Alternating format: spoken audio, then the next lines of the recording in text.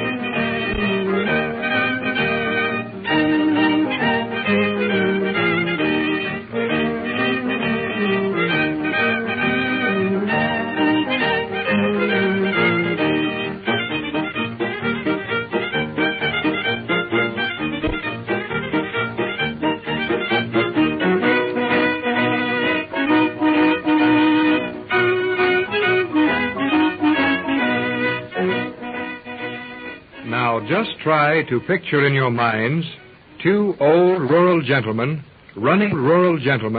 running madly up the main street of the sleepy little village of Pumpkinville. And you will see where we left Cy and Elmer at the end of their last episode. After having more trouble than they really enjoyed on their first detective case, these correspondence school graduates were scared out of the bank by finding the supposedly dead cashier in the clothes closet in the bank president's office. We find our heroes now talking it over in their own office, on the door of which we read, The Snoop and Sneak Detective Agency, Limited. Yes, sir. I'm a-telling you, Si, that the only way to be a successful detective is to find your clues. Yes, sir. And then after you find them, follow them up. Yeah, that may be all right, Elmer, when your clue stays close to home. But these clues has gone away. Yes, I know, but a detective has got to follow his duties, Yeah. Si. And that city crook and the dead feller is going to Chicago. I wished you'd quit talking about that dead feller going places. It makes me nervous. Well, I can't help whether it makes you nervous or not. I keep telling you he ain't dead. He's been dead every time I seen him. Yeah, station agent says them the first tickets he sold to Chicago in 14 years. And he remembers the fellers. Yeah, but the city feller left a whole day ahead of the cashier, pretty near it. Certainly he did, right after he locked us in the vault. I guess what we done was pretty awful, wasn't it, Elmer? Well, of course. Nobody ain't going to pin no medals on us for running out of the bank and hiding here in our office. I know that.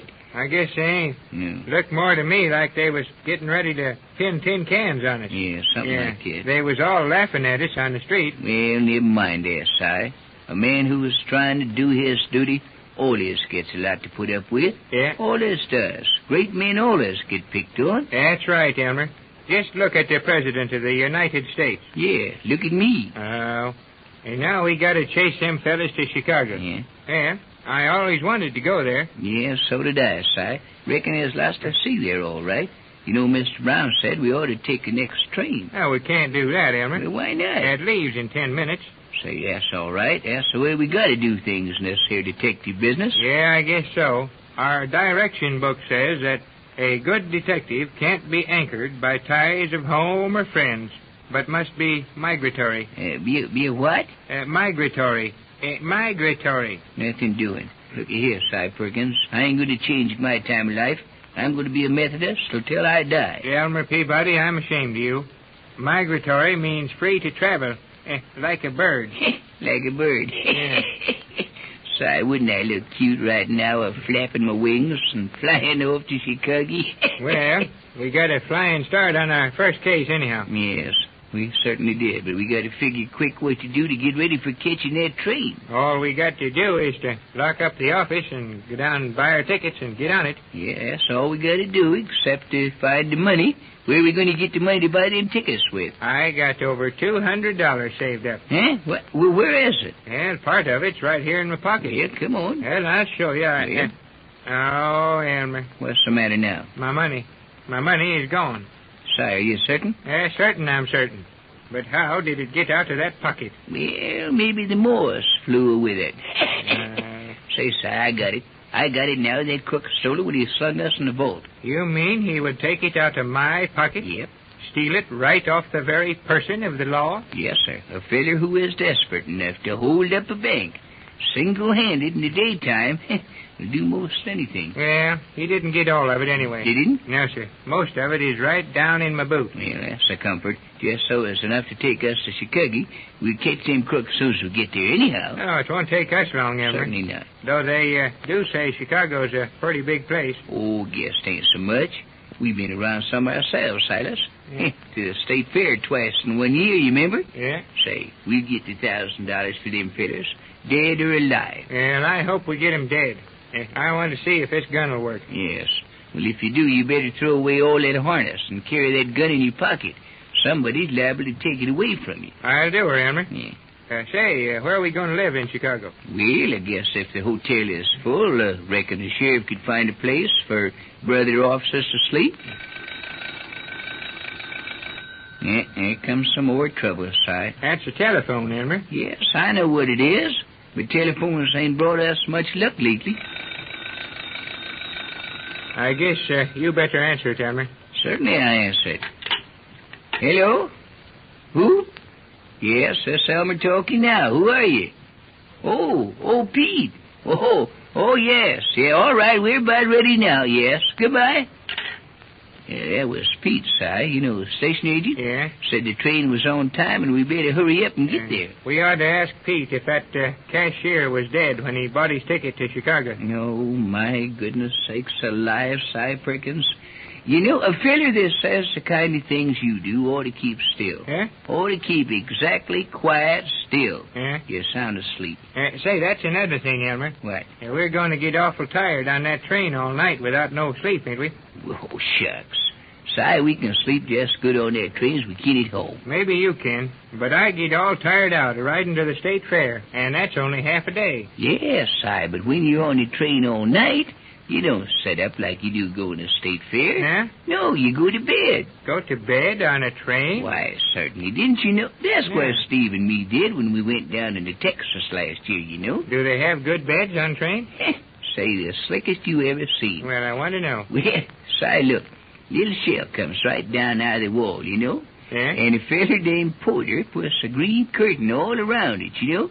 Nice color green, too, and, well, there you be. Yeah, but you can't undress in there, can you? Why, certainly you can. Everybody does. Everybody? Yes, sir, everybody. Why, Elmer, that don't sound quite decent. Well, why not? A whole car full of people in their nightshirts? Yeah. And nothing but little curtains for bedrooms? Oh, Si, you old-fashioned. You get used to it. And say you can sleep right smart, too. Yeah, maybe so. But what if there was a smash-up and everybody dressed like that? Oh, stop worrying and bellowing and crying about everything. Well, come on now. Let's see if we're all ready to go. Well, what in tarnation you doing now? I'm just trying these handcuffs on, Elmer. They sure fit nice, too. Yes, I know, but take 'em off and let's get it going. Well, all right. Oh, I can't get him off, Elmer. You can't get him off, Elmer. Of No, all I the can't. darn fools. Arresting your own self. Here, I'll unlock 'em for you. Where's the key? Where's the Well, key? it's tied right there to handcuffs, but I can't reach it. Well, hold still now. Take 'em off. My goodness sakes alive. You're so darn clumsy. You remind me of an old cow stepping in the milk bucket. Yeah, there you are now. Yeah, I'll sure enjoy putting them on that slick crook. Yeah, so will I. Now, we got our guns and stars, and the book on how to follow and capture master criminals, and... Well, hadn't we ought to took some fingerprints in the bank? Well, the sheriff tried to take some, Si, but you fainted in so darn many places and hung on to everything that there weren't nobody's fingerprints there but yours. Let's just forget that. Yes, maybe we better. Say, I wonder if our clothes good enough for Chicago. They better be. We ain't got no money for new ones. Well, come here. Come on over here now. Straighten up your necktie and wipe off your boots, Si. Your shirt don't look none too clean. Well, guess clean enough. I just put it on Wednesday week. Elmer, we're going to get hungry in 2 days on the train. Don't we need a little box of lunch to take with us? Shucks, no.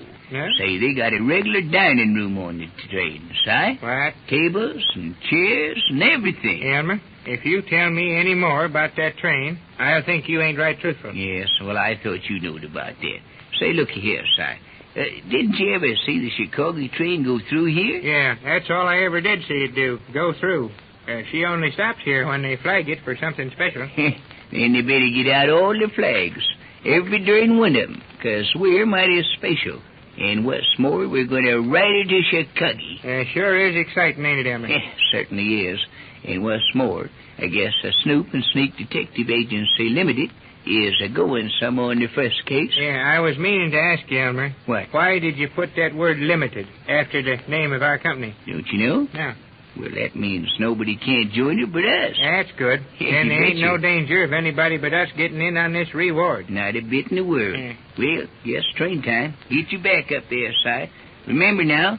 Remember, always remember, we ain't afeard of nothing. Oh, ain't we? No, sir. We guess our man and we never fails. Guns don't scare us.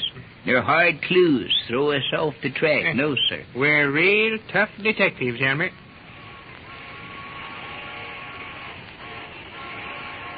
Here she comes now, Si. Here she comes. Here. Come on, hurry up. Yes, sirree. Off to Chicago. Si, wait a minute. This door's locked. Huh? The door's locked, Si. We've been locked in, Si. Why, nobody'd lock a detective in his own office. Yeah, certainly they wouldn't. But they done it. There goes that darn phone now. Will we answer it, Elmer? No, sir, we won't answer. Not by a jugful. We got to get our train, Si Friggins. And that phone might be more trouble. Hey, somebody's trying to break in the door, Elmer. Si, get over that window, quick. Get over there. We'll miss this darn train yet. Oh, I can't raise the window at all, Elmer. Well, if that don't beat all, Si. Look at there. Look at that window. That window's been just fresh nailed shut on us. There's that noise at the door again. What can we do, Elmer? Bust that window and jump out. Smash it quick.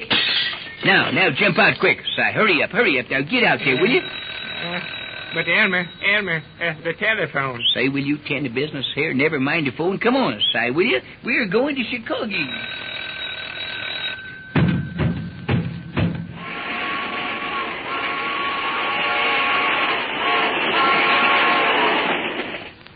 If the rest of this trip to Chicago is anything like the beginning, it ought to be good. Your announcer will tell you when you may hear another episode of Si and Elmer over this station.